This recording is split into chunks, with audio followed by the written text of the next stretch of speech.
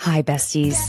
You've found your community bestie to share thoughts and opinions, recap the shows we love, Having too much fun. Bravo should be fun, and have piping hot gossip sessions about the celebrities and Bravo lebs we love, hate, and love to hate. He went on a podcast claiming he had a threesome with two women from the Real Housewives of Beverly Hills. Immediately, I was like, I wonder if it's Brandy and Carlton. I'm Caitlin Marshall, your pop culture and Bravo bestie. Allegedly allegations. And if you enjoy fun conversation between friends, listening to your bestie rant about shows we can't get enough of, plus enjoy a little bit of, well, ridiculousness. Oh my God. I'm sorry. There's a spider that is coming down. Hold on.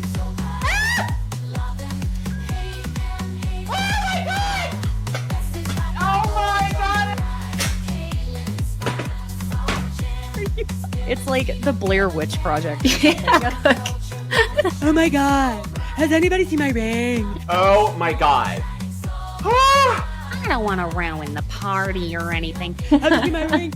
Oh my God. Can you look on the floor for my ring? God, someone's gonna kill me. Don't mess with me because I will come. What? Oh. Feel free to leave that in for whatever entertainment purposes. You're in the right place. So thanks for joining me on Besties by Bravo. Hi, besties. Thank you for joining me today, Thursday, January 30th. I am finally amongst the land of the living and just barely sounding like Chucky from Rugrats now. So that's probably music to your ears or not. But happy birthday, Jay. It's Jay's birthday, and we've got company in town, and it's just, a full day, week, all of it. We are going to be covering part 2 of the Real Housewives of Salt Lake City reunion. And y'all, I got to tell you, it is a little bit harder to recap, take the notes on reunions. They're to say the least, they're kind of stagnant, but a lot happened. This was a fairly heavy episode, I will say. Obviously, we will be covering all of the issues with Mary's son, Robert Jr., which still heart goes out to him and the whole family. I really hope that he's doing better. Let's just say that, even though there's been, some speculation due to some of his social media activity. I just hope the best for them. And it was a good conversation at the end of the day. So let's go ahead and jump in. But I have to tell y'all, do you know what I saw yesterday? I'll tell you what I saw yesterday. Gretchen Rossi is going to be joining as a friend of for the Real Housewives of Orange County. I have high hopes. I do. I'm really hoping it's not going to be happy-go-lucky Lexi 2.0, but hey, we'll give it a shot. I wonder if this is what's going to be happening in rotation on our Housewives shows that have been around forever. I mean, Orange County's our OG. OC is the OG. What can I say? We'll see what happens. We'll just have to watch what happens, right?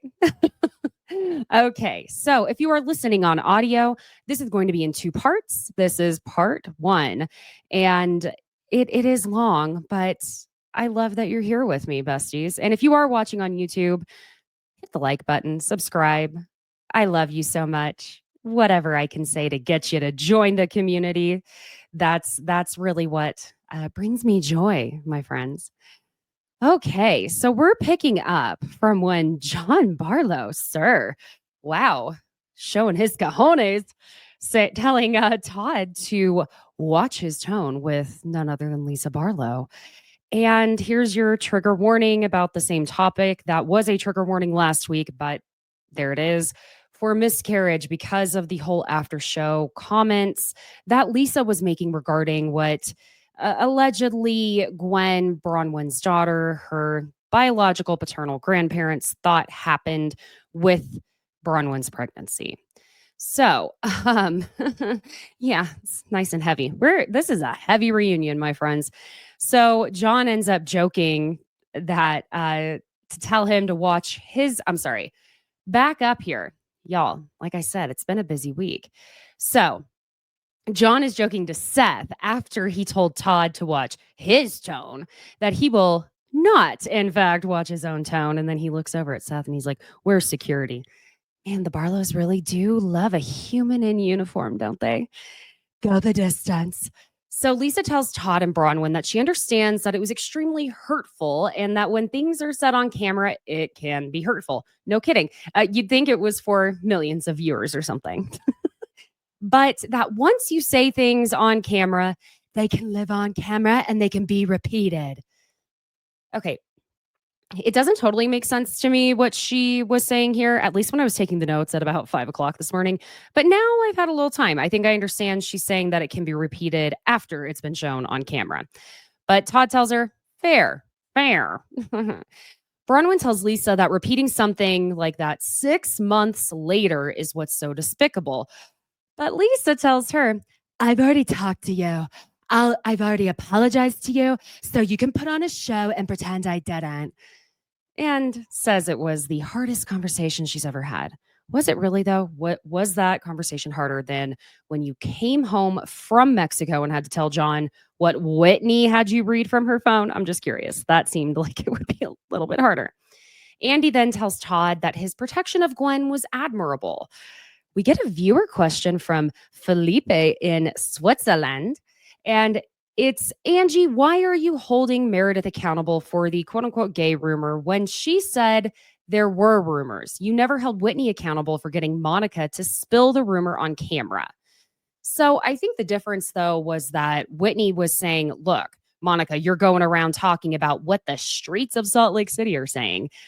You got to go ahead and say it because it's going to be brought up. And the more we talk behind Angie's back, the worse it gets. And here I am defending Whitney Rose. Oh my gosh, what's happening?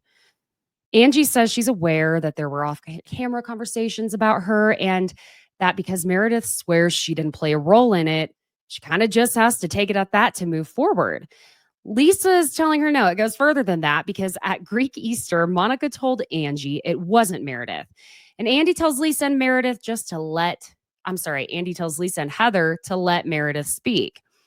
Meredith says to Angie, I don't know why Meredith and Lisa, they are so unintentionally hilarious to me. I don't know if it's because of the way they speak or what, but okay.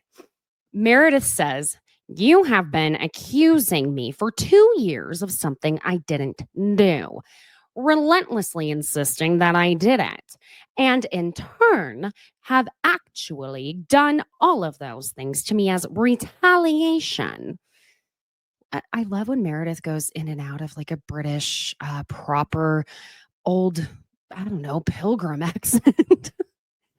Anyway. And she goes on that Angie has talked shit on Meredith's business and marriage. But the point is, you have accused me about your home, your business, your marriage, and I'm not doing that stuff. Angie says that Meredith did talk about her home, and Sean reminds Meredith about the whole thing that Monica claimed, that Meredith told her she could take Angie's home right from her because of this isn't funny, but because it is funny. I'm sorry. When Monica fell down the stairs. The way those editors gave us that flashback at the reunion last year, it was so cruel yet funny. God. Okay. Anywho, I still think, though, I have to be honest, after Angie points out that Meredith, Whitney, and Heather all believed Monica at that time last year, I am going to say this now. I still think Heather knew the whole time last year that Monica was a part of Reality Von Tease. Let's not forget her hairstylist, Tanisha. Girl, I'm going to be honest, Heather. We all know who has the best tea, who gets all the gossip, who you talk to the most and divulge the most secrets to. It is Vanity's hair, makeup, maybe stylists if you have one. I have to say, I don't believe that Tanisha did not let you know sooner. I believe that whenever they were in Aruba, okay, that once Heather finally got her receipts, proof, timelines, screenshots. I think it was before that. And I think Heather knew well enough because we've seen Heather play producer so well. She did it on the finale. She was a fantastic producer, getting these women to read the meanest text they've ever written about another woman in this group. I mean, my God, it was diabolical, but it was genius. So let's be real here. Heather absolutely knew. And I don't think Heather ever believed anything that was coming out of Monica's mouth last year. I think she just was keeping it at, arm's length here and was going to pull that trick out of her hat at the finale taping. On top of that, that gives Heather some props to be like, I knew there was something off about her the whole time. Just saying. Okay. Let me find my place, you guys. I don't know why I'm so all over the place. Thanks for bearing with me, besties. Okay. So then Andy asks Meredith what Angie has actually even said about Meredith's house. And Meredith says it's in her rental, her Airbnb. And Andy's like, okay, you rent though, honey. You rent. And Meredith says yes, and that it's her winter ski rental because she only lives in Utah half the year. Like, wait, what? She says we've been over this like 500 times. And I guess we sort of have, but where else does Meredith live? Is it New York? Is it LA? Because I have a hard time believing that Meredith is, I don't know, living somewhere like Oklahoma. Why is Oklahoma the first place I thought of? Because I'm from there. Anyway, I have to also say, though, if you have Meredith Marks money, why don't you own a home and rent it out during the time you're not there? That seems like a waste of money paying rent on a home that you're only in half the year. Okay, maybe that's just broke person type of talk. Andy still is not getting why Meredith is so upset. And I get this feeling that Andy is very annoyed by Meredith already. But don't worry, we're going to see that even more later. I mean, she is in the last seat when I feel that even though people were saying Meredith was taking a back seat during this whole season, I think Meredith had more going on in this season than Heather did. Heather had something going on with Bronwyn, but that was about it. So, yeah. And on top of that, the camera angles with Meredith going back and forth with Andy, it would have been more beneficial to have Meredith seated next to Lisa. But I assume that they were worried that she would kind of block off Heather at some point. Meredith says it's about the way Angie said the rental thing and that it's shady. So we get a viewer question. Meredith, why did you expect an apology from Sean when you did leverage Brooks's sexuality so you wouldn't receive further scrutiny for the false allegations you made about Sean? Meredith says that'd be impossible because I didn't make the allegations. The premise is false to begin with. And then Meredith looks at everyone. She goes, does anyone here know the definition of leverage? They pan over to the other sofa and every face is blank except for Todd, who raises his hand. Sir, we're not in class. It's okay. You don't have to raise your hand. You're good. It's all good. I did find that kind of hilarious that everyone was completely baffled by the word leverage. But Meredith is very much going to continue playing school teacher by saying the definition of leverage is to use to the maximum advantage. Angie says that Sean was asked by a quote unquote gay podcaster, don't you feel it appears that she is using her son as a defense? Now, Meredith is already looking down at her phone to search for her own receipts, proof, timeline, screenshots. And Meredith just goes, he didn't say it appears. Okay, so we're going to mince the words. That's fine. That is a very Meredith Marks, Mother Marks thing to do. Meredith reads from her phone saying that Sean said on this podcast, I think she tried to use her son as a way out and a pivot for her. After that episode aired, there was a whole bunch of backpedaling, and you know she is a smart woman, and she took the opportunity to leverage her son and things like that, knowing that it didn't land quite the way she wanted it to. My thing is, if I were a cheater and that was a thing, say that. Don't make it about sexuality. I think that they did that to push the knife in a little deeper and it didn't land the way they wanted. Angie says to play the clip, and Andy says that they do have it. Gotta love when the housewives are like, roll the tapes, somebody, anybody. And nothing brings me more joy than when they just go, we're not going to. It's like they love really keeping them on their toes. So it's actually I'm going to butcher his name, the David Yantonoff podcast. It's his podcast Behind the Velvet Rope. He's the podcaster they keep referring to. And he's saying that I think they said in the most recent or second most recent episode, quote unquote, my son is gay. I'm on the board of GLAAD. I would never out someone's sexuality. Like, is that another roundabout, not good defense?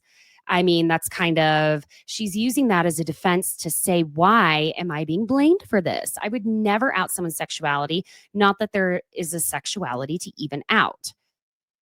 Okay, so that's the quote from what David said on his podcast. Yeah, he was leading, but I think he was also trying to, I guess, throw Sean a bone. And in turn, he maybe accidentally turned it into a gigantic storyline that we're going to see was such a waste of time. Andy says, look, that question was very leading, first of all. And they're all just kind of looking at him. And Andy just goes, that was what this fight was about? And Angie's like, yeah. Meredith keeps trying to explain that it was about saying she used her son and his community as a defense, which, by the way, Meredith, that is also Andy's community. So whatever.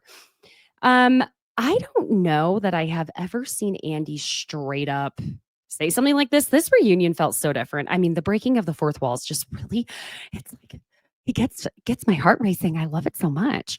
But Andy just says, literally, this was a huge waste of time. Meredith is now super pissed at Daddy Andy.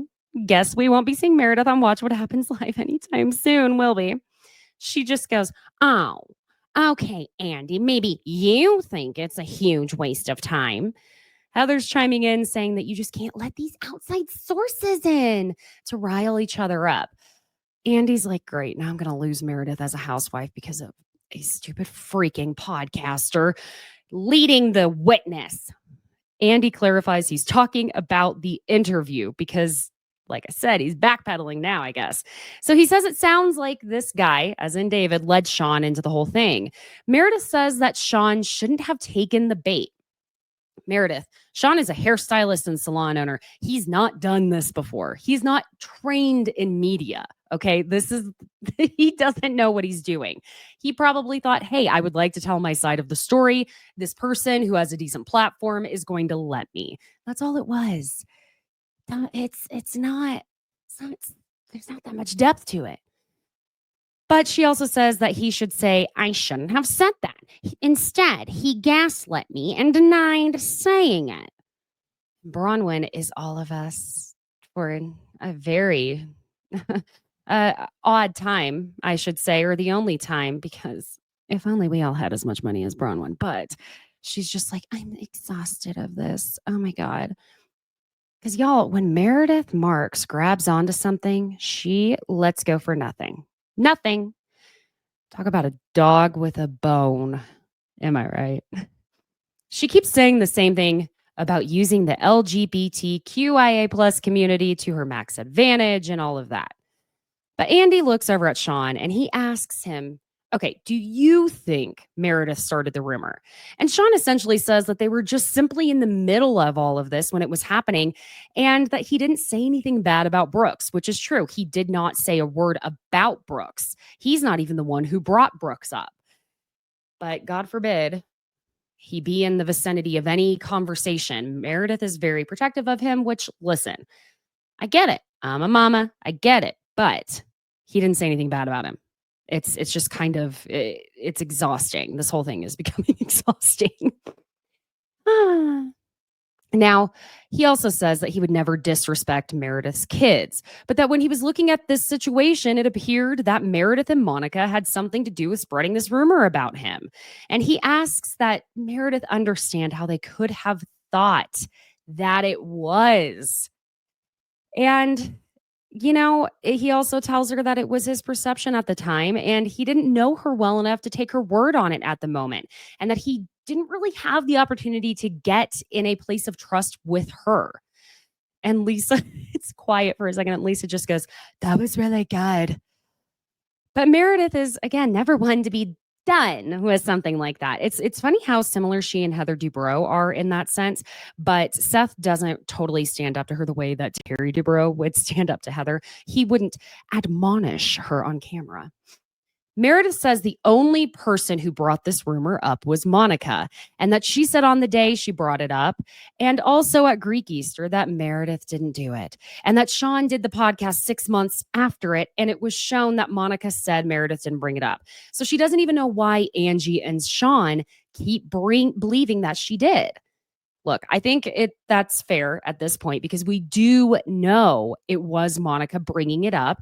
And the perception was that it was the quote unquote streets of Salt Lake City, not Meredith, even though she said at, the après ski party that it was Meredith. But at the same time, she didn't say Meredith told me.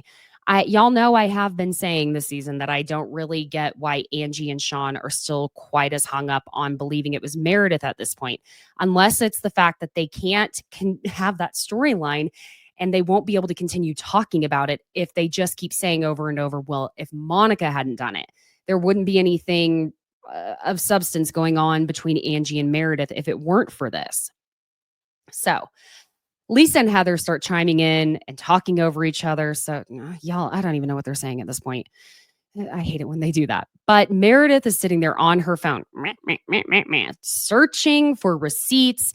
And Whitney's cracking up and she leans over to Bronwyn and just says, "Swipe, swipe, swipe," saying that that's what Meredith is doing. And you can tell Bronwyn's just like, "I don't publicly claim poor people. So can you not breathe the oxygen directly in front of my face? Thanks."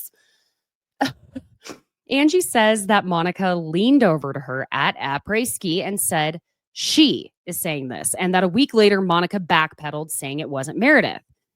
Lisa jumps in and says, "No, because at après ski, she also said it wasn't Meredith because I went up to Meredith and was like, 'You shouldn't have said this.'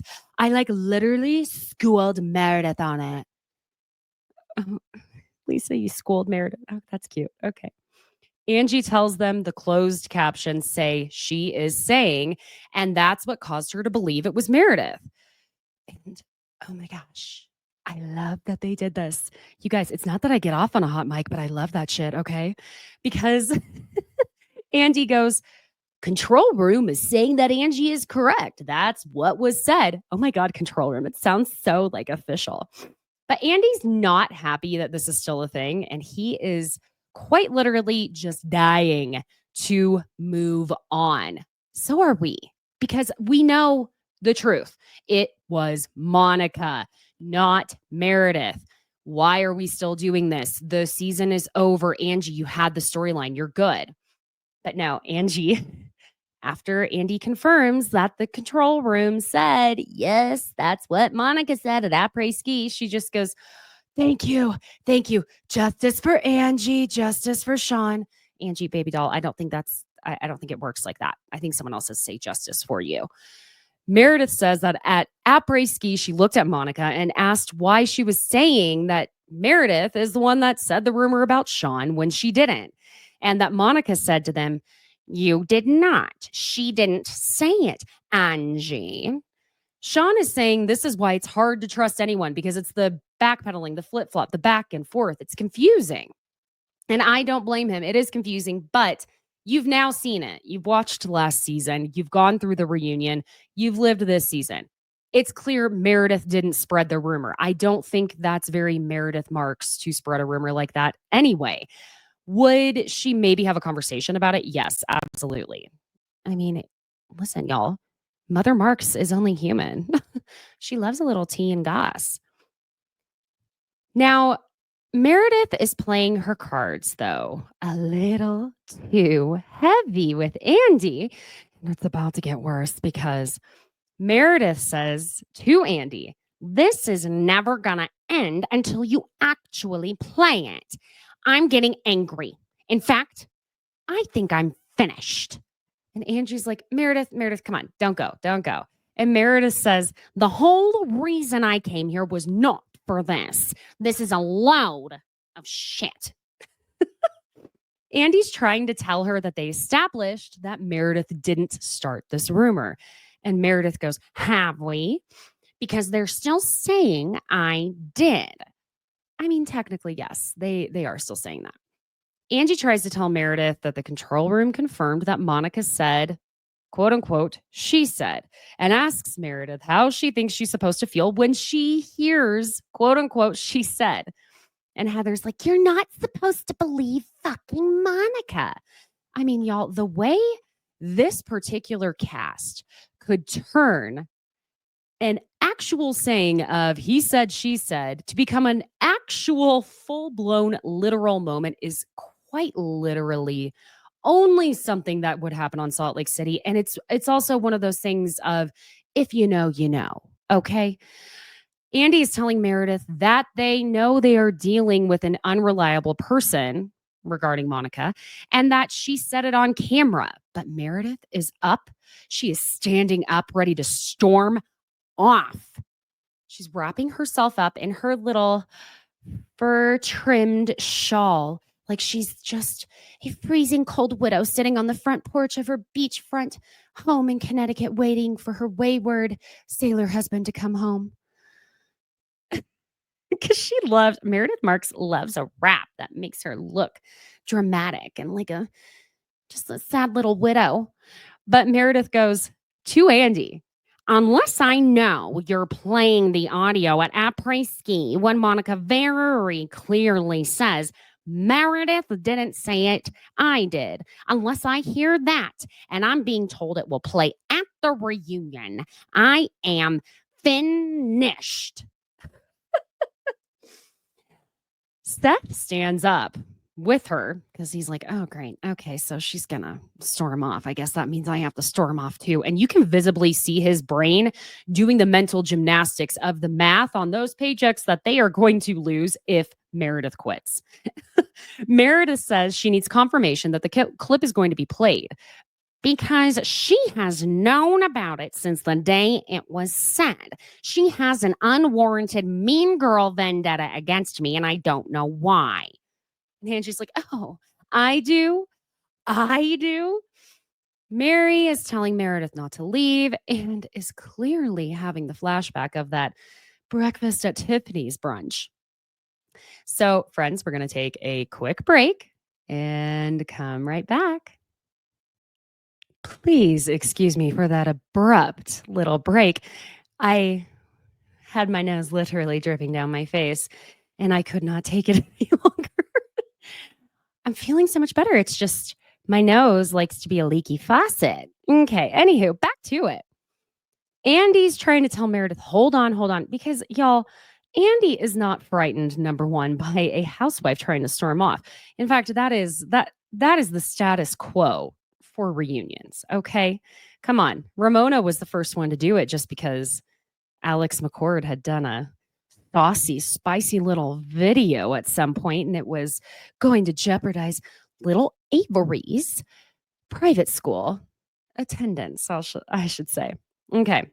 Andy tells Meredith to hold on and says there was one moment where Monica said to Angie, I mean, really, we're still doing this. She is saying this, meaning Meredith. And we get the flashback. Then Andy says there's another moment later when Monica said, Meredith is not saying this. And in the flashback to Greek Easter, Monica says to Angie, I didn't hear it from Meredith.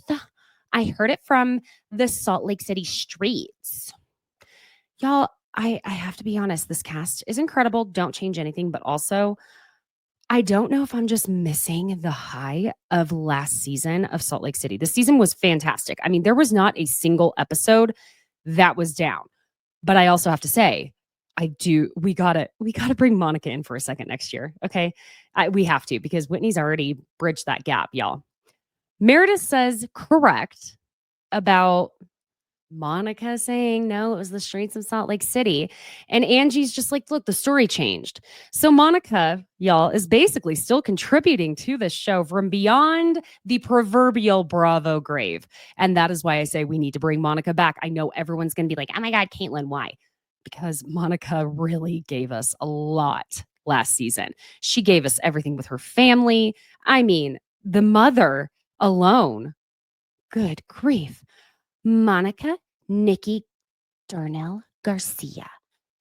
Andy has to explain to Meredith that because Monica said it both on camera, both times on camera, it's what they have. And that's the most important thing is that Monica is the one who said it on camera, not Meredith, and that he's trying to agree with Meredith. But obviously, he thinks this is absolutely asinine and obnoxious.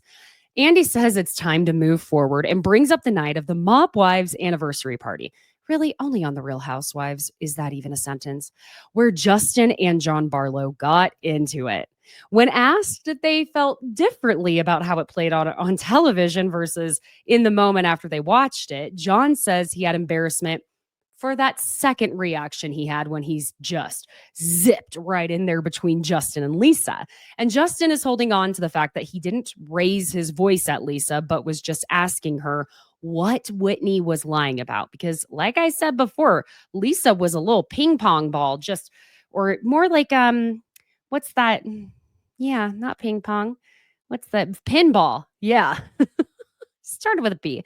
Just ding, ding, ding, ding, ding. Whitney's a liar. How are you married to a liar? Liar, liar, pants on fire, Whitney. And Justin admits that the first time he said to Lisa, don't call my wife a fucking liar, yeah, it was aggressive, and that he apologized to Lisa for it. But the second time he felt he was not aggressive and that it played out worse in his head than it actually was. So they're joking about it, and the guys are all good now. Yay. Oh, God. Now the threesome allegation, I shall say, with Lisa and John is brought up from the message Whitney read from her phone in Mexico. And Whitney clarifies, rumor. Then Andy says that Lisa associated Angie's husband, Sean, oh God, with circle jerks in Mexico. And Lisa, all she has to say at first is, yes, I did. Poor Sean, he just looks exhausted as hell, doesn't he? God bless him. And he just goes, God, I am never going to get rid of this. I mean, for crying out loud, you got to feel bad for the guy. He's not even holding a snowflake, and yet he's just taking shots here. So Lisa says, no, this is what happened for real. I can't even articulate a sentence because I'm so upset. But I was like, how would you feel if someone said this about Sean? And Andy then has to define what an analogy is for Lisa. And y'all, analogies and housewives don't mix, because even if they're not saying this is actually something that happened, or even saying this is a rumor I've heard, we all know once it's out there, it's out there. I mean, let us not forget, God bless that little bird brain, Teresa Giudice, who also rightfully, I didn't feel this way at the time, but now perspective, time, distance, perspective. Whenever Jackie Goldschneider said, well, guess what? I heard Gia does pasta, wink, wink, in the bathroom at parties. We know this does not go well, because also Gia had to get called in for a morality meeting at her sorority. Just don't do the analogies. It doesn't matter, because it's out there now for millions and millions of people. But Lisa is not gonna, no. Lisa goes, it was an analogy, 100%. I don't think that. I know you don't participate in circle jerks. And this is the kind of highbrow television we tune in for, right, ladies, gents, and besties? Okay. What Sean says here is correct, though. Angie already knows how it feels to have rumors spread about her marriage and her husband. Lisa didn't need to do that. I think Angie was just so shocked in the moment that she couldn't even, it was that morbid laugh, that uncomfortable, like, oh, what? Okay. Shit. I don't think she was actually laughing at what Whitney was showing Lisa was on her phone. And she also was implicated simply because Whitney had sent that message to her. Angie didn't write it, Whitney did. But also, we do have to question why Whitney felt comfortable enough to send that message to Angie, one of Lisa's best friends. You got to admit, clearly there must have been a lot of shit talking going down for her to feel comfy enough and not have Angie go over the top and defend Lisa on it. You know what I'm saying here? And y'all know I love me my Greek Angie, but it's got to be acknowledged. Well, Lisa doesn't even acknowledge that, though, if we're speaking of that term, because Lisa just goes, I didn't even know what a circle jerk was until like 2 weeks before. Oh my God. Lisa, how did you find out what that was, though? Who told you? Who told Lisa? Whitney wants to tell John something here. Whitney looks at John, and getting Whitney to land a verbal plane is just a feat in and of itself. She says, I'm sorry for bringing you into that, John. I know based on the last year that the meanest thing I've done to Lisa is talk about your marriage. So I wanted to burn that with you because I apologize. The thing that I regret most about our friendship is ever saying those things about your marriage. okay, Lisa's like, I appreciate that. John, because he's just like, I'm a dude, I'm a guy. So I'm like, cool, thanks, I accept it. Angie says to Lisa that she and Sean felt they had finally gotten past all the ridiculous gay rumor shit. And Lisa confirms, look, I know, I get it. And I brought it back up. But Angie goes on that it's 2025 and no one cares if anyone is gay, straight, bi, anything between, beyond, or not. And y'all, apparently Electra got trolled on her little horse Instagram page by a Bravo troll with someone commenting on this preteen's Instagram. Is your dad gay? I'm sorry, are you fucking kidding me? What piece of garbage would go on a child's social media page and have the sheer audacity to do something like that? I'm stuttering because I'm at a loss for words at someone having the sheer just boredom, time, and to think anything about that would be funny. Okay, y'all, I don't care if that child is 25 years old. Don't go comment shit about their parents. They are not their parents, even if they're on the show. You know, the only person out of any of these kids who can have any discourse about this without it being completely and totally inappropriate would be Gia Giudice. She's sitting there in confessionals. She has been on these shows from day one. Okay. She's getting her paycheck. And so if she wants to go there, she can. She's also old enough, I believe, to be off of her parents' health insurance. So fine. I digress on the 25-year-old child statement. Angie is trying to make the point that their children are their most cherished, most precious thing that they have. And that when you bring up quote unquote reckless stuff like that, it can affect them. Oh, but honey, this little message you're trying to put out there here is going to backfire real fast. Because Heather, Meredith, and Lisa all say that Angie brings up reckless stuff all the time. And Heather brings up the Barbie scissor kick. And then Lisa has room to talk here, saying Angie's tweet about the mystery man paying for her lip filler. And out of nowhere, Bronwyn chimes in, my child's been hurt. Yeah, baby, she has. And we've been there, but it wasn't by Angie, it was by Lisa. So, okay. Everyone's talking over each other again, and Andy is already getting close to the end of his rope. Again, clearly. He says he has one more question, but they keep talking. Andy just stares off into the abyss and face palms.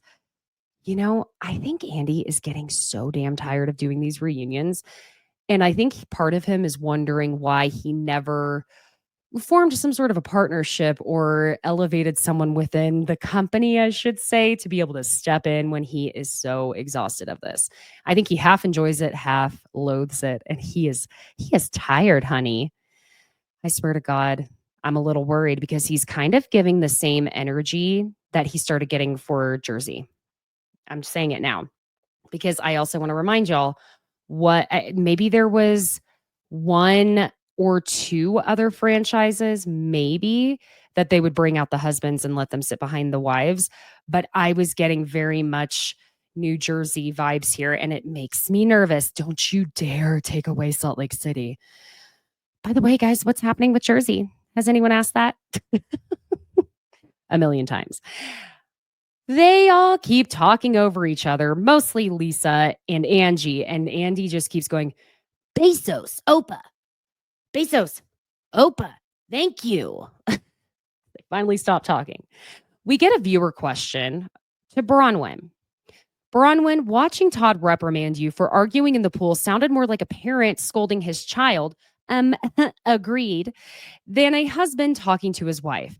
And y'all, the flashback of Todd getting on to Bronwyn, he was a very grumpy father of a teenage girl who is sick of her and her friends prank calling the boys. You girls are just using up the landline. But this is the father who invented the Palm Pilot, so Andy asks Heather if she saw similarities between Todd and her ex-husband in that moment after watching it. And Heather says she did, and that she stayed in a marriage like that because she just wanted it to work and to be married. I think that goes along with that Mormon culture because remember, I found this quite fascinating when Heather said much earlier in the season regarding Brittany that you have to be married as a woman in what is called a quote-unquote celestial ordained, recognized, but celestial marriage under the belief of Mormonism. Remember, this was according to Heather. Don't come for me, Mormons. Don't, please. I'm too busy and tired right now. That you can't get into heaven as a woman unless you are in a celestial marriage. That is wild to me. Wild. No offense, but it's wild. You gotta admit, okay? So that would be why she just wanted to be married. But she also says that when Todd had spoken to her, he seemed very positive and that he had told her she was amazing. And we get some unseen footage at the Shabbat dinner at Meredith's home where Heather's telling them that she didn't show up looking the same way as all the other women did physically and talking about how she really didn't feel good about her outward appearance, essentially. Todd says to Heather that she has no reason to feel that way and says to her that you're exceptionally attractive, dressed exceptionally well, and Bronwyn is feigning being miffed by the slew of compliments, which causes Todd to say, okay, I went too far, apparently. And I was cracking up because, listen, Bronwyn didn't care that he said Heather was exceptionally attractive. It was the clothes and how she was dressed that she drew the line, because we know Bronwyn is a fashion girly, a haute couture girly. How dare he compliment her clothes? Tell her she's the sexiest woman on the planet, but don't tell her she's exceptionally well dressed. That compliment is saved for Bronwyn. But he was very kind to her and said that he felt Heather was pretty smart and he just was being really sweet to her. Heather says she didn't see him give that same kind of energy to his own wife. And that's what caused her to remember what her own marriage was like.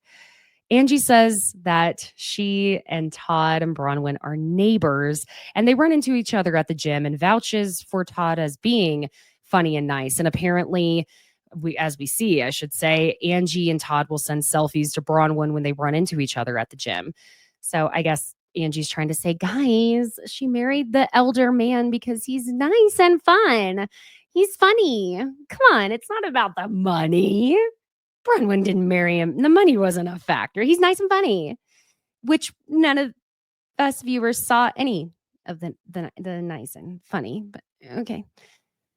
This next question is actually great because I had two straight men in the room with me when I watched the scene where Seth yelled, "Proof, biatch," in Whitney's face. And both of those men were ready to jump through the screen and defend Whitney, which clearly it had nothing to do with what Whitney looks like, or that, she has that voice that's kind of like an adult film star.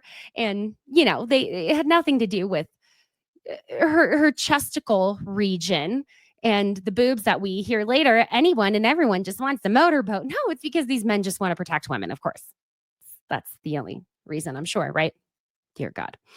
But Justin is asked why he didn't defend Whitney when Seth called her a biatch. Yeah, I think this is one of those situations where if Justin had stepped in, the absolute manic energy Seth was bringing at that moment, it would have been way worse than when John and Justin kind of got into it at the Mob Wives anniversary party. And I don't no, we can't have husbands coming to blows. I keep talking about New Jersey, but really the only time that it wasn't, I mean, it was a lot, but it wasn't like, oh my God, we can never recover from this, even though they never recovered from it, was when the two Joes on Jersey, started wrestling and Joe, Joe Gorga grabbed Judice by the balls and wouldn't let go when they were doing that family therapy thing. But they're family, so it's a little different, right? I guess. But Justin says that day in the morning, he had committed to himself that he was going to be staying out of the drama and did his own meditation time in the morning, that he was not getting involved. And that until he saw it, he didn't realize how aggressive it was. Justin seems as though he must be completely checked out in the moment every time because he has to watch things back to really grasp what happened in a moment that he was quite literally front row center in. He regrets that he didn't have a voice at the time. Okay. So Andy asks Seth what he thought when he saw it. And Seth sounds like, well, he's at a Big Lots corporate HR meeting, except he's probably not anymore because RIP Big Lots. But he says that he thought it was aggressive, that the thought of it being aggressive was a fair assessment. And he says that they started day drinking at 7 a.m. on the PJ and that they were drinking premium Inejo. Okay. First of all, any day that starts with a 7 a.m. glass of champagne probably isn't going to be the day you originally thought it was. Sounds fantastic that you're having a glass of Dom on a private jet flying to Palm Desert, but I have to say it's probably not going to go too smoothly at the end of it because you're day drinking when it's not even day yet. It's morning and not even the sun is ready for you to throw one back. Am I right? Okay.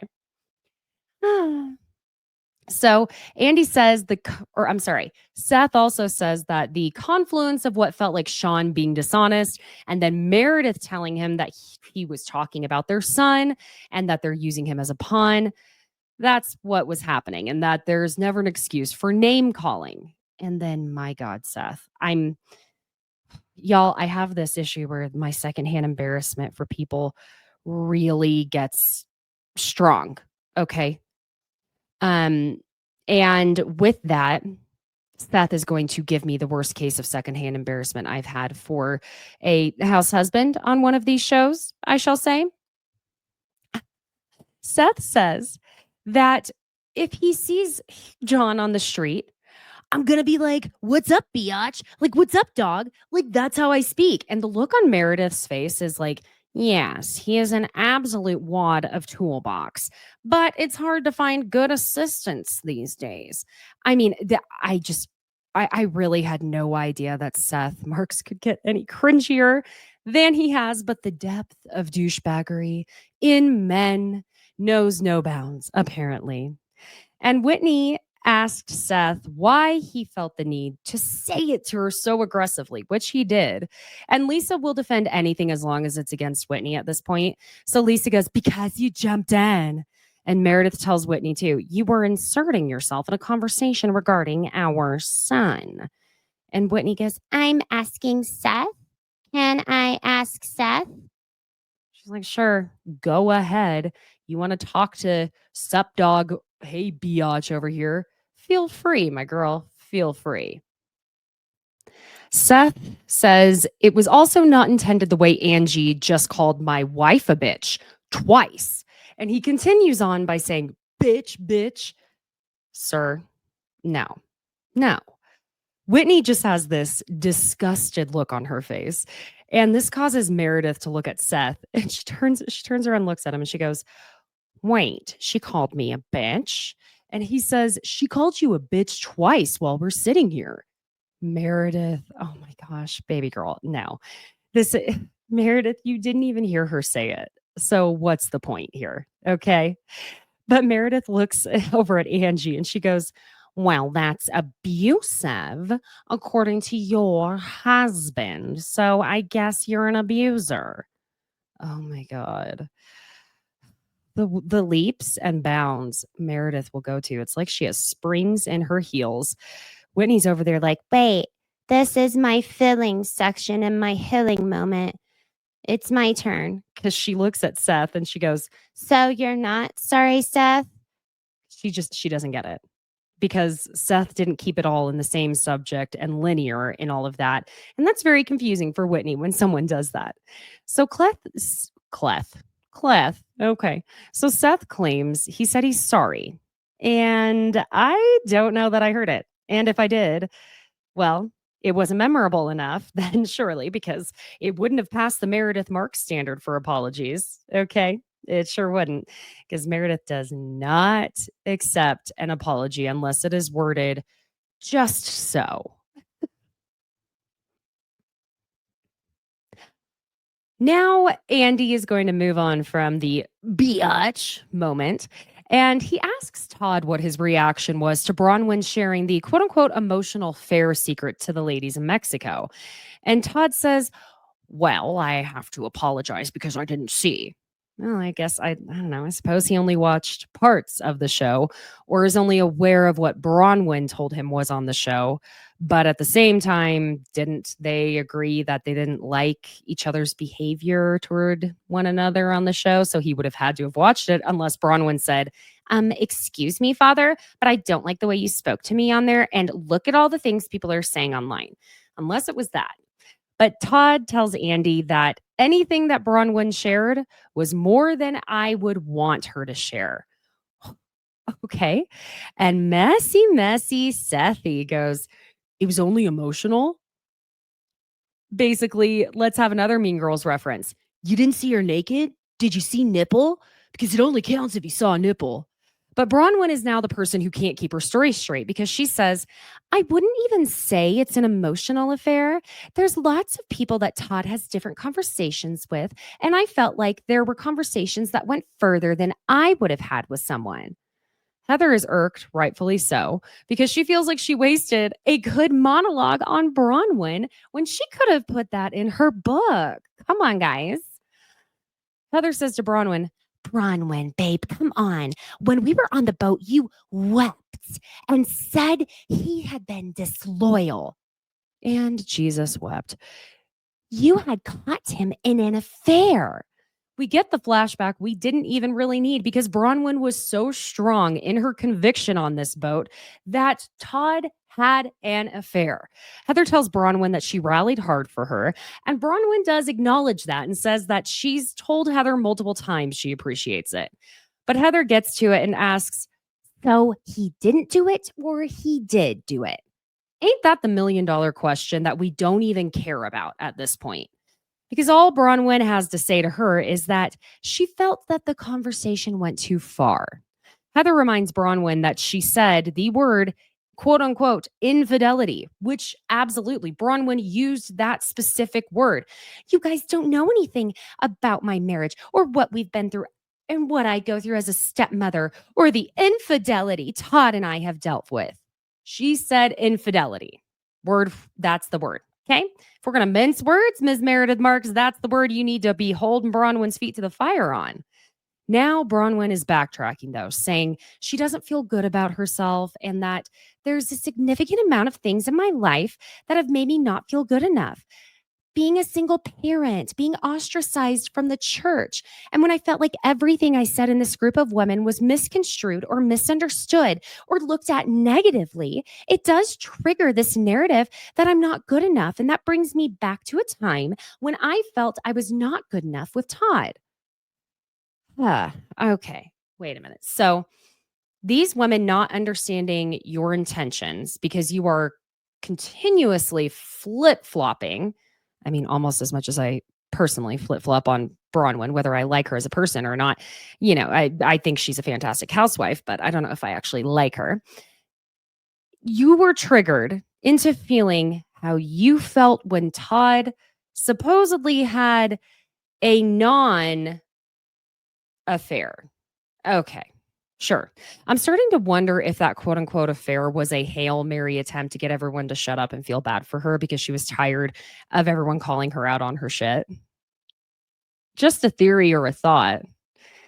Sorry, but yeah, the way you backtrack now, no, ma'am. Come on. We Bravo fans, we are not stupid.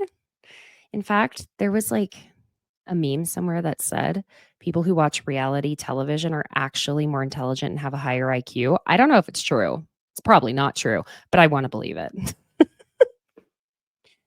Okay, so Lisa goes, looks at Bronwyn, and this is fair that she said this too, because she says, "This is where it gets very confusing because you held me very accountable for not being like, fuck Todd. And you guys, you, and you had a conversation where you said maybe Lisa can relate to Todd because she's cheated. That's what was said." And obviously, she's indicating with all the yous to Whitney, Angie, Bronwyn, and Heather. Bronwyn says she never said that. And that is also true. They never said Lisa or Meredith cheated. What Whitney said was because they have also been accused of cheating, that may be why they were taking it so easy on Todd. And Meredith goes, "You all co-signed it. It was not a cute conversation." Lisa continues on saying, "And I would not say anything bad. I said Todd's going to be upset when he watches this, and I hugged Bronwyn, and that I was here for you, but I'm not going to talk badly about your husband." Ms. Meredith, I can find a problem and turn it into something more than what it is. Marks goes, "I have a problem here."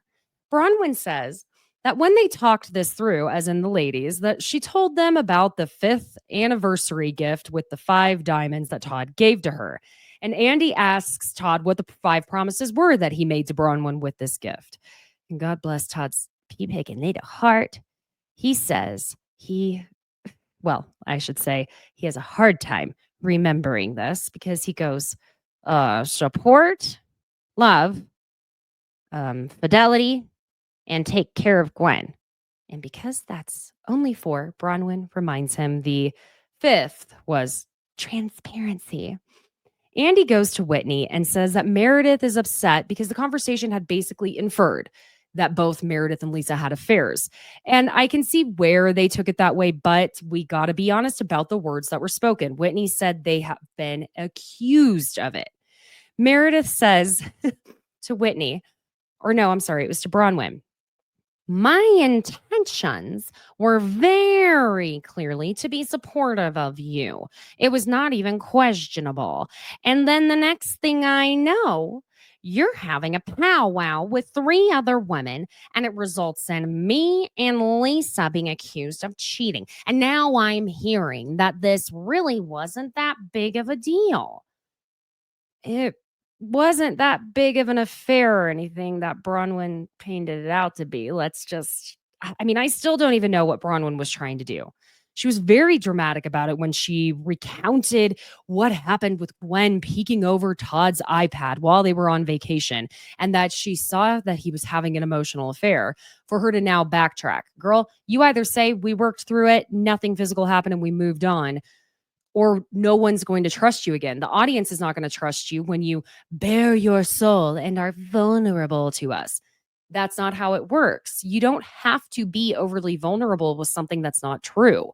We're not fiends thirsty for blood. Come on. But anywho, Meredith says to Bronwyn, "Well, then don't hold me accountable." And Lisa just throws in, "And me." But Meredith continues saying, "For trying to show you both sides of the story when it wasn't that deep to begin with." I mean, Bronwyn twists words very, very well, and she twisted the words and everything on them quite well. Okay. Bronwyn says that she basically felt like shit after the boat ride and that she came to Lisa and Meredith and had this conversation with them that night, which, if y'all will recall, was also the conversation that she told them that she had felt bad about a conversation she had with Whitney, Angie, and Heather. Remember when she threw Angie and Whitney specifically under the bus with Lisa? Okay, cool. She also says that she had a conversation with Meredith as well at horseback riding at the beach, where she told her she really appreciated the way Meredith was being supportive. Here's the thing. I think Bronwyn misses that she gave this sob story and that understandably all the women and everyone rallied behind her to lift her up and be there for her. Like, I'm sorry, this older man who you're kind of doing a favor by marrying, but also he's doing a favor to you because he's so very wealthy, cheated on you. Miss Ma'am, look at you. Absolutely not. And also, they were trying to get to know her better. So when she's backtracking on this, they feel like they've been made fools of. It really did kind of make them all look silly and ridiculous that they were writing so hard for you when you were so emotional and seemingly so vulnerable, Bronwyn. Vulnerable Bronwyn. Okay, that's a tongue twister. Bronwyn acknowledges that she maybe needed to take into consideration that Meredith was being vulnerable and supportive with her. And we do get the unseen footage of Meredith telling Bronwyn on the beach that when she heard Bronwyn didn't feel supported, she was wondering what more she could have done. But it also shows Bronwyn admitting to her that it was a Bronwyn issue and she was just in her feelings after the boat. So finally, that concludes with Bronwyn saying she wasn't ready to hear at the time what Meredith was saying to her on the boat, and that what she did say on the boat, she just really wasn't there. And she kind of thought they cleared all of that up between themselves on the beach after horseback riding. Andy goes to Todd with Bronwyn saying that it was Gwen who saw him messaging another woman. And he just looks at Bronwyn, covers his mouth, and she's doing her head nod.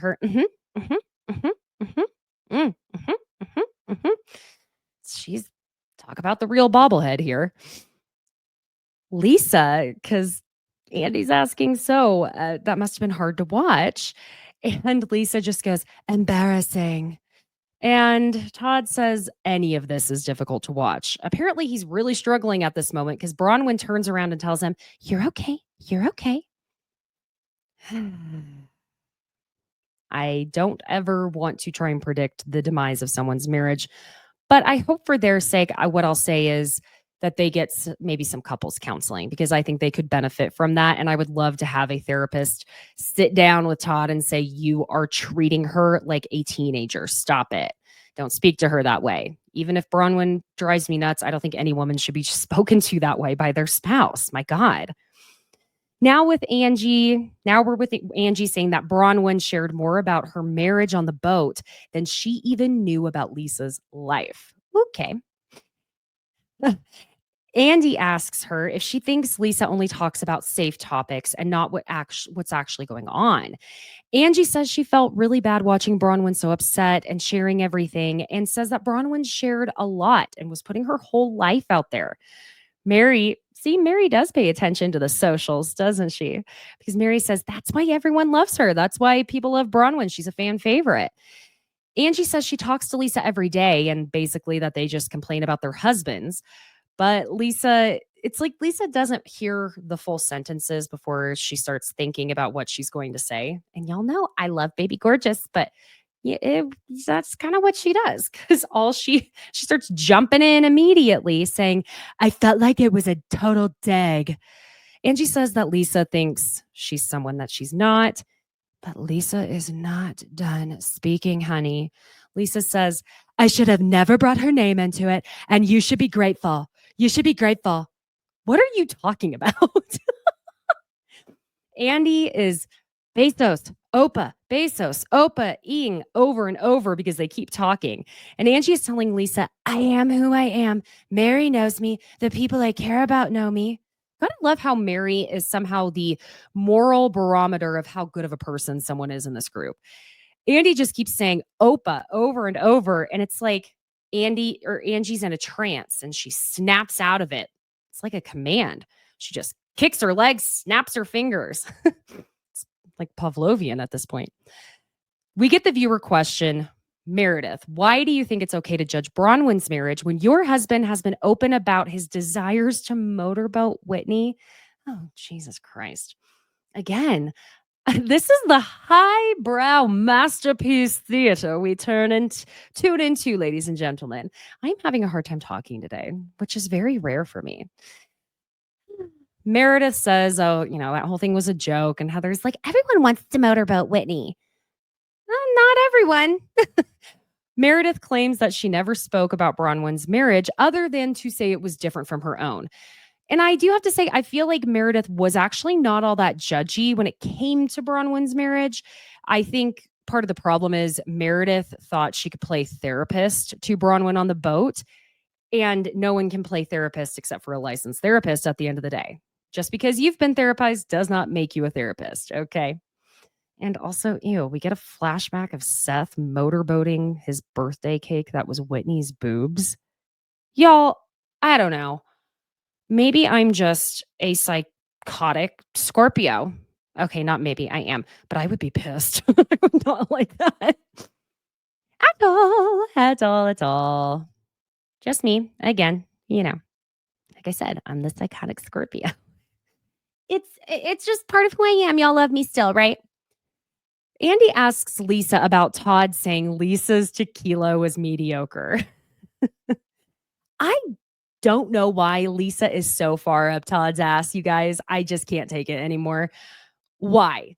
Todd's not going to like you no matter how nice or kind or how much glitter and smoke you blow up his little tutor if you're rude to his wife. At least I would hope, because that's I'm sorry, if you're rude to me, my husband better hate you. Thank you so much. Just don't get it, but okay. Lisa says, Todd, I have to get you through a tequila training course. And Todd tells her, all right, I look forward to it. And Lisa goes, yes, I'm going to taste you on our tequila. Every other tequila we win. We're award winning. We have the highest ratings. Whitney's still a liar, but we have the highest ratings. We are winners of tequila. Vida tequila rules. Now it's Seth and Meredith's marriage that's brought up with how Seth is always in Ohio and whether or not they live separate lives. Meredith says, so contrary to what Angie and Whitney and Heather, to some extent too disappointingly, said, Seth and I are monogamous. We do not cheat on each other. We have a beautiful marriage that sometimes has bumps in the road like any marriage. And let me just tell you that anyone who's been married for decades and says it's always a walk in the park and perfect is a liar. What?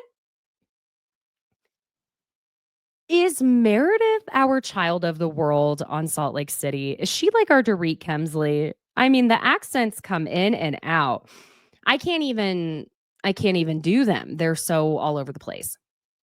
But Seth says they do an annual review of their marriage.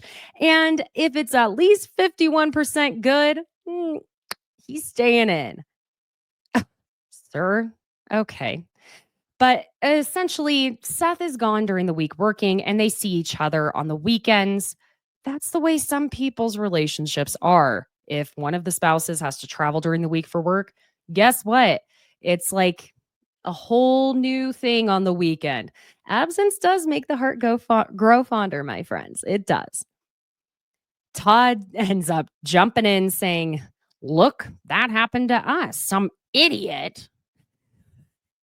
Okay, Dad. Some idiot wrote in some gossipy rag the other day that I lived in different states. Dad, it's not a gossipy rag. It's called Reddit. And he says that they essentially do the same type of thing that Seth and Meredith do. It's just how it goes. Andy ends up saying, a lot of questions on Twitter wanting to know if you have a side chick in Ohio, Seth. And Lisa just goes, oh, a side chick. Seth points at his hand and says, This is the side chick, Andy. Oh my God, Seth. Again, when I thought I couldn't cringe, the depth of cringe and douchebaggery just never ceases to end. He then lifts up both hands and says, I got two side chicks. Seth, absolutely not. Andy's just like, okay, the Pamela and Angela joke. That's cute. They're so pretty. Bronwyn tells Meredith to turn down her hearing aids. And Meredith's cracking up, but I mean, hey, as long as you're not actually cheating, that's fine. Bronwyn, the men are finally leaving. No offense, men, but finally. Bronwyn tells Todd he needs to wait to exit so he doesn't go near John Barlow because of the spiciness of him telling Todd to watch his tone. Okay, look, do you think John Barlow's going to come over and beat up a 60-some-odd-year-old man? Come on. Really, Bronwyn? Give me a break. It's just unnecessary. Just to remind y'all, I'm actually recapping the Peacock extended version because y'all know I love when they have the curse words in there. And so there may be some things in here that you didn't see aired on Bravo last night. So you get a little extra. How about that? Coming back from break, Heather is telling Lisa that she hates how when she watched herself, she was just like talking so much. And Lisa's like, I don't think you talked a lot. No, it's she probably did talk a lot, but Lisa, we know you weren't listening. And Heather's like, self-loathing is my favorite pastime. Okay, friends, here are all of the trigger warnings for addiction, trigger warning for suicidal ideations. Good God. All of it, because we are getting to Mary's package. Okay. It's going to be sad, and I'm going to cover it, but I do feel like it was a very long section that I was like, I cannot cry again. I cannot. I am very happy to hear that Mary did talk with Robert Jr. before they went on camera and that they agreed that they were going to talk about what was going on with him. Now, she does say that he opened up on camera, and when he did, she was very much surprised by it. And she didn't expect him to say everything he did because she didn't know he was doing all of that. She thought she knew him because he lives in her house. And she confirms to Andy that he does have sober friends from rehab and the AA classes that he's going to. Andy starts tearing up at speaking on Robert, saying he felt like a stain and how hard that would be to hear your child say that. Jesus Christ, Caitlin, don't cry on the internet. We can't do this right now. That really broke my heart still, because the way he said it in that sweet, okay, Caitlin, don't cry. But the way he said it in that soft, sweet voice, and I know he was not sober at the moment, but it was just heart-wrenching.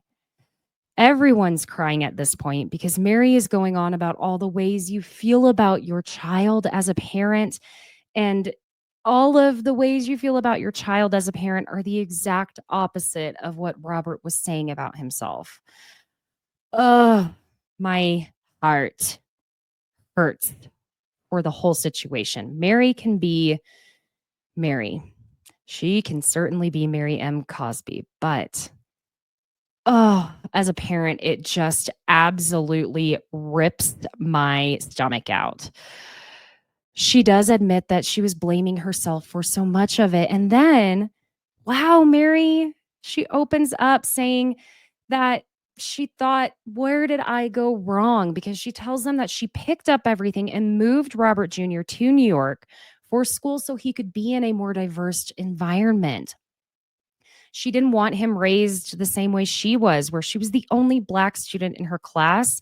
And that when there would be movies about slaves, that the whole class would turn around and look at her.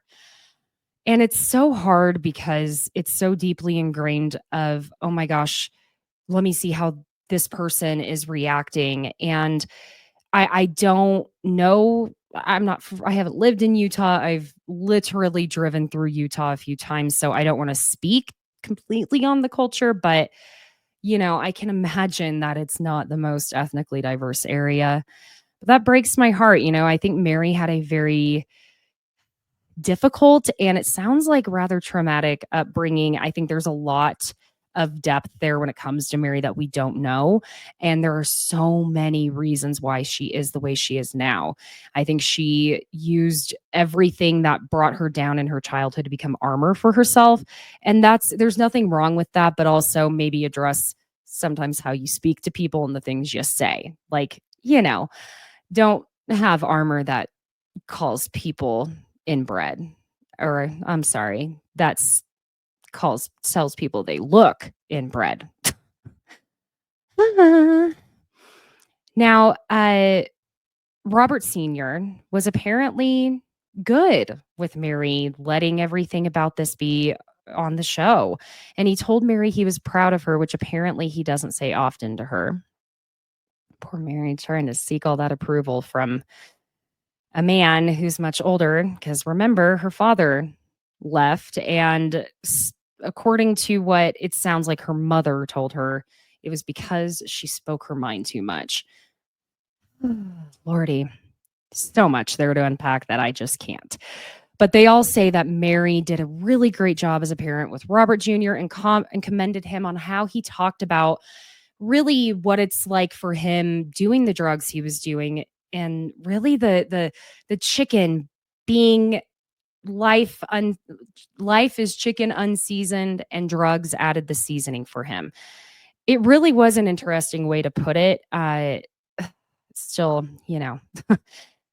not what you want your child saying. Lisa looks at Mary and she just goes, "You're a great mom. Mary, you're a great mom." I don't know. Somehow Lisa always inadvertently makes me laugh, but it's kind of hard to laugh that much right now. Angie ends up saying she feels like the world has waited a long time to see that side of Mary.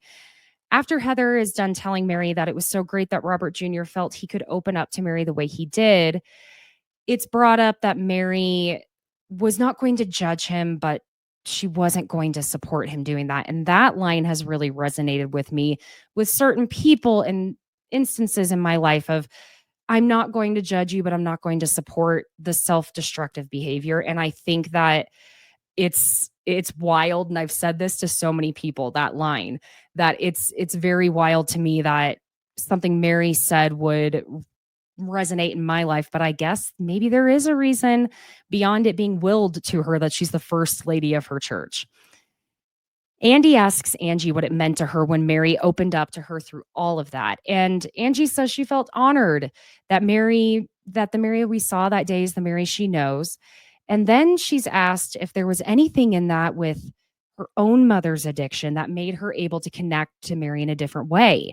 Angie says it's different because Robert Jr. wanted to get help and that she was too little when everything happened with her own mother. So throughout her adult life, she's thought that maybe if she were older when that was happening with her own mother, she could have been a part of helping her mom because she's a very persistent person. But that Mary had said something to her she'd waited 43 years to hear, which was that Mary told her, "I know if your mom could do it all over again, she would do it differently." And Angie says no one's ever told her that before. Oh my gosh. She's like breaking down. And I mean, my God, that was, I believe that Angie's mother would have done it differently as well. Andy lobs it over to Whitney because she is literally sobbing and mentions how she and Mary have had a really rocky relationship, but clearly she's visibly emotional by this. Whitney was trying to avoid eye contact with everyone to try and keep from ruining her makeup. And Mary's nice to her actually and tells her, "Well, you still look pretty," which, listen, that's a big compliment from our First Lady Mary. Whitney says she hasn't talked to her own father since season 1 because of his addiction issues, and that watching Robert Jr. with her own kids helped her children understand why they don't have a grandpa. Wow, y'all. Oof. And she thanks Mary for having Robert be a part of that conversation because it helped her family. Okay, Andy decides to move on and lighten the mood a bit. Thank God. Okay, we're on the up now. Okay. Andy asks the group if they were surprised by Mary and Angie's friendship. And Angie and Mary are like, be honest, guys. Heather says yes and no, because what was shocking is Mary's engagement. I think in Mary's openness, and I'm grateful for it. I mean, we have had our ups and downs, Mary. And dear God, here's our author, our writer, Heather. We're getting a monologue, an analogy, a whole thing. And we've had a lot of rain clouds. And I would always think of it as when the sunlight would break through, I would see that Mary that I saw in that conversation with Robert. And she says that Mary's counseled her spiritually and they've had great heart to heart. I mean, I was half waiting for her to carry on with. And then there's that rainbow. And sometimes the pot of gold at the end of that rainbow was like friendships, where we're looking for receipts, proof, timelines, screenshots, but instead we find the armor that we must put on a daily basis, when really we should be able to take that armor off amongst our friends at the table we break bread. Okay, went a little too far with that one, but Heather, enough with the monologues. But Heather was glad and surprised that the walls went down with Mary and that Mary was actually open to friendships. And I think we truly did see that, the way she and Whitney made progress, the way she was open to Heather more whenever they kind of got into it at the anniversary party, of Mary saying that Heather is kind of a liar, which there's, that's a whole other thing. What we're going to, Heather's time is coming, I'm afraid. I don't know, aside from the Jen Shaw black eye and the fact that no one on this planet seems to know her actual birthday. We women, I guess, do odd things. I mean, my dad's mother, they did not know her actual date of birth, even when she was toward the end there. They had the wrong date of birth multiple times because she would lie about it. So there you go. Andy asks about Mary's church, and I guess it's been having a bunch of renovations, but it's up and running now. Y'all, and I cannot with this tampon to not pee in public. Guys, don't do it. Friends, do not take that piece of advice. Just put some toilet paper on the rim and sit your butt down. Mary's piece of advice is to not wear the tampon for more than 6 hours. For the love of your own body, do not leave a feminine product inside for more than 4 hours at a time. There is something called toxic shock syndrome. I don't know that it changes whether you are menstruating or not, but I can't with this. They all say that they looked it up and apparently it works, but no, I don't believe that's healthy. You're going to get a UTI, which you could turn into a bladder and kidney infection. Come on. Do not take health advice from Housewives, no matter how much their MLM tells you that the vitamin protein powder is going to change your life. Whitney Rose. Andy asks Mary what was different in her this season and that he really feels as though she's lighter and more engaged. Mary says that she doesn't know, other than she felt she found a friend that actually and really wanted to be her friend. Oh my God, you guys, Meredith is seething. Did you see it? I swear I saw steam coming out of her ears. So mad. But Mary continues that Angie's support made her really clock in. Andy Cohen, you messy bee. He says, I don't want to start anything, but Mary, you and Meredith had a nice friendship. Did you not feel that from her? Meredith is raging. Oh my gosh. Meredith is a stunningly beautiful woman. And she's so stunningly beautiful that when she is angry, she looks like a Disney villain that is supposed to be the beautiful, angry, evil queen. Like those piercing eyes. She is angry. Boom is what we're about to get. Okay. Yes, the dramatic music. Excuse me, I lost my train of thought. Honestly, does it take that much for Meredith to have an issue with anyone at this point? She could turn an issue out of sand, that it's not a diamond already, and that, it's or glass. Sand doesn't turn into diamonds. If it did, we'd all be rich, wouldn't we? That it's not glass already. Okay, coal. She'd have an issue with coal, that it's not already a diamond, because it would personally feel like an attack. Mary says her friendship with Meredith is very different. Mary goes on to say, she's a beautiful person and a beautiful friend. I love Meredith. Meredith is a busy person. And she looks at her saying, you travel the world. I feel like our lives are very different. And so that, we crossed paths. And Meredith always called in and checked in on me. She was a very good friend to me, but it was just different. And I have to point out, at Meredith's bat mitzvah, when Mary goes over to her to make up with her after the Audrey Hepburn Breakfast at Tiffany's brunch fiasco, Mary says to Meredith multiple times, I love you. I really do love you. And do you remember in the finale when Mary ended up saying to Angie after they made it through their issue, that she always wants to tell Angie she loves her when she gets off the phone with her, but she doesn't want to say it first? I think that Meredith has not fully brought Mary in the way Angie has.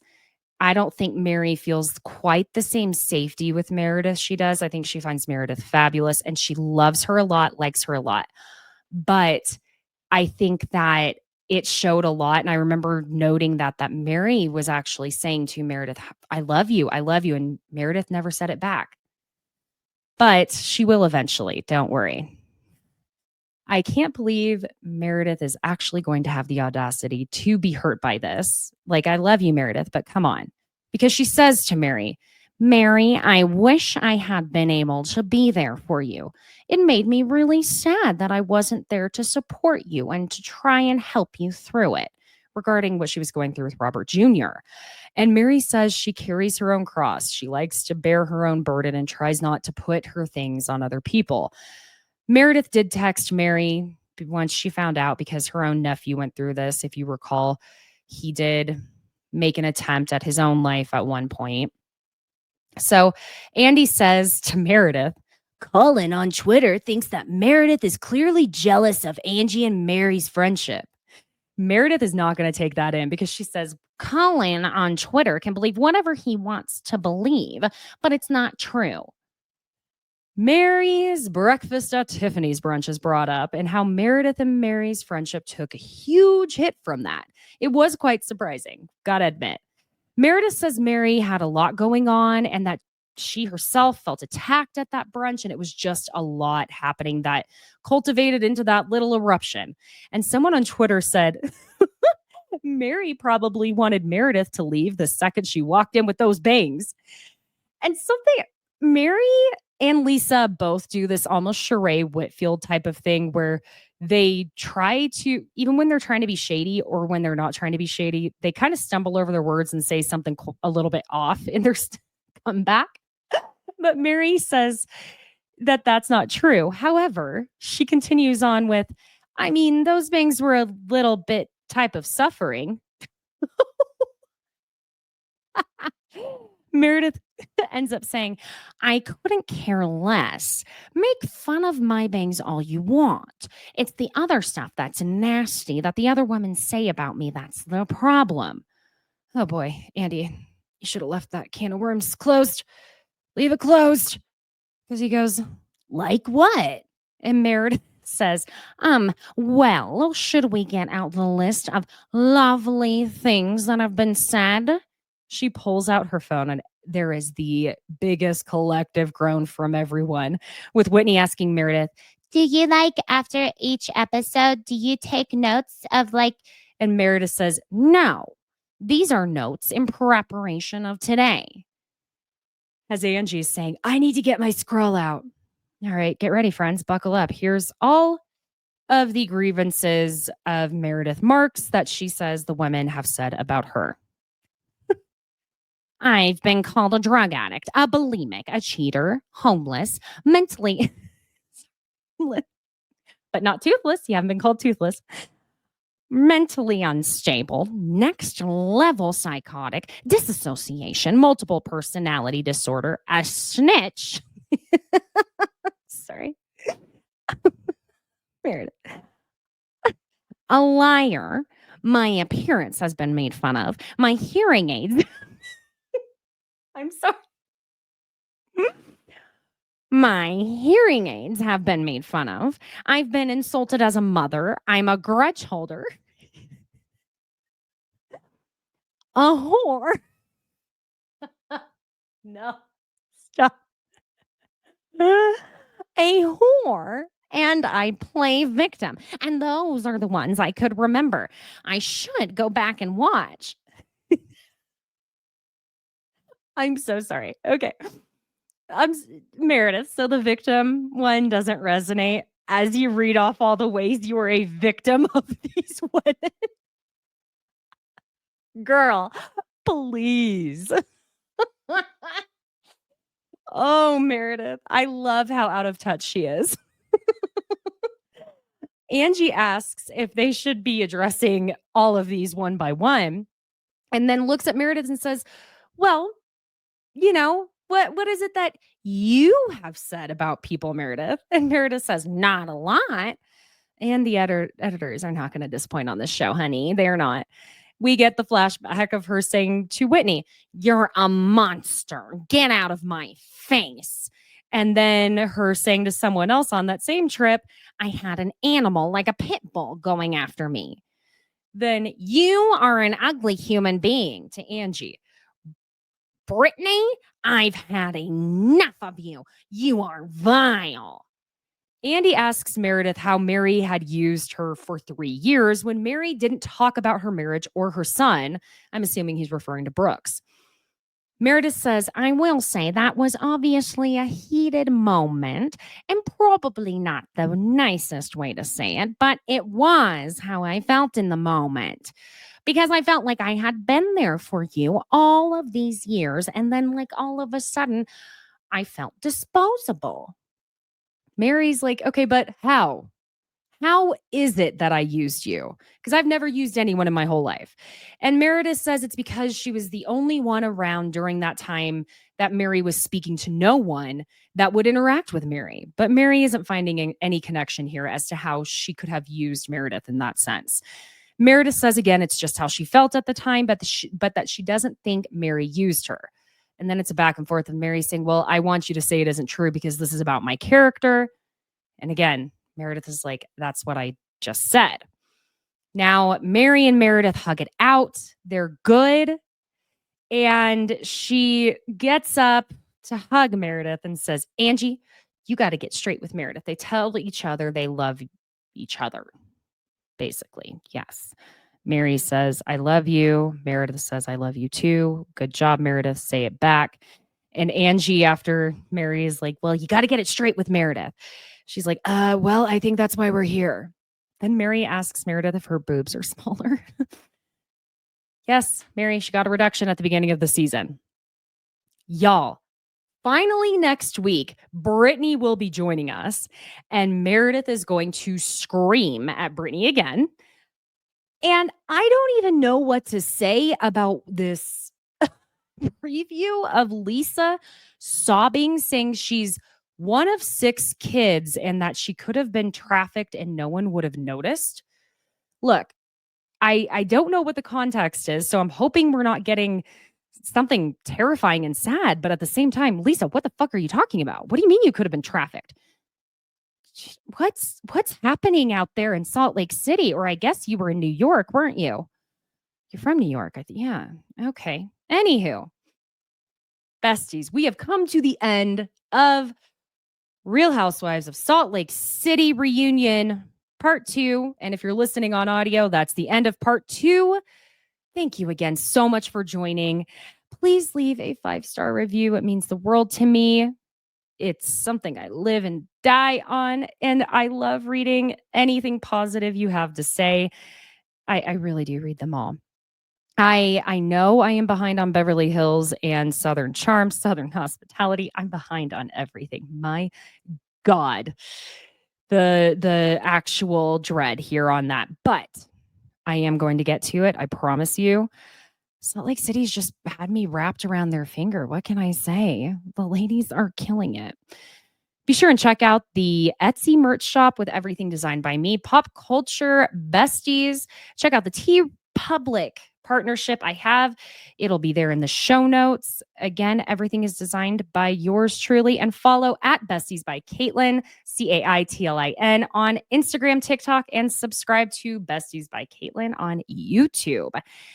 And besties, I hope you have a wonderful weekend and I will see you next week. Thanks again for joining. Bye.